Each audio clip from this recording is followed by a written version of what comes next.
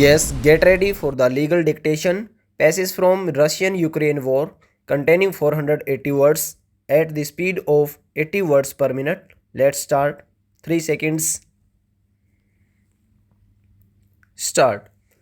In seeking to pursue avenues of accountability, Ukraine has taken Russia to the International Court of Justice, the principal judicial organ of the United Nations, using the 1948 Genocide Convention, to which both Ukraine and Russia are states parties.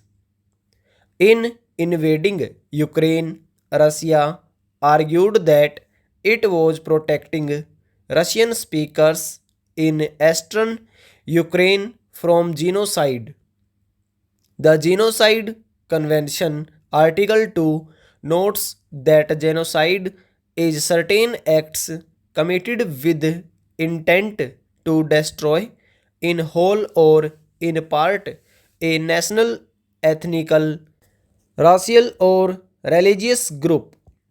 Ukraine argues that Russia is making false claims about genocide and is erroneously using the Genocide Convention to justify its invasion. ICJ contentious judgments relating to disputes submitted to the court by states who have consented to the court's jurisdiction are final and binding on the parties to a case, and there is no option for appeal. UN member states must comply with the decisions of the court in cases where they are a party. In terms of enforceability, if a state believes the other side has not followed an ICJ judgment, they may bring the matter to the UN Security Council, which can take years to give effect to the judgment.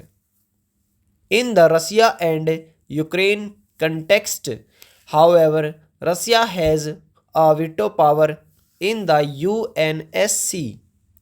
On 26 February 2022, 2 days after Russia announced its special military operation into Ukraine, Ukraine filed an application instituting proceedings against Russia at the ICJ and requested provisional measures from the court. The dispute was relating to the interpretation, application, and fulfillment of the 1948 Convention on the Prevention and Punishment of the Crime of Genocide. Ukraine argues that Russia falsely claimed that acts of genocide have occurred in the oblasts of Ukraine, and on that basis recognized the so-called People's Republic and People's Republic, and then declared and implemented a special military operation against Ukraine.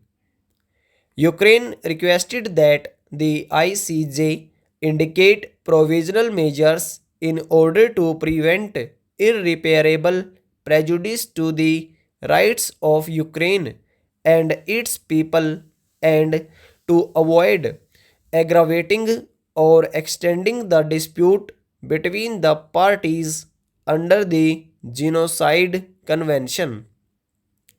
Provisional measures, as outlined in Article 41 of the ICJ statute, are intended to preserve the respective rights of either party prior to the final judgment. The provisional measures requested by Ukraine included that Russia immediately suspend the military operations commenced on 24 February 2022 that have as their stated purpose and objective the prevention and punishment of a claimed genocide in the oblasts of Ukraine, and that Russia immediately ensure that any military or irregular armed units take no steps in furtherance of the military operations. On 16 March 2022, by 13 votes, the ICJ ordered provisional measures. The ICJ held that it was necessary pending its final decision. Stop over.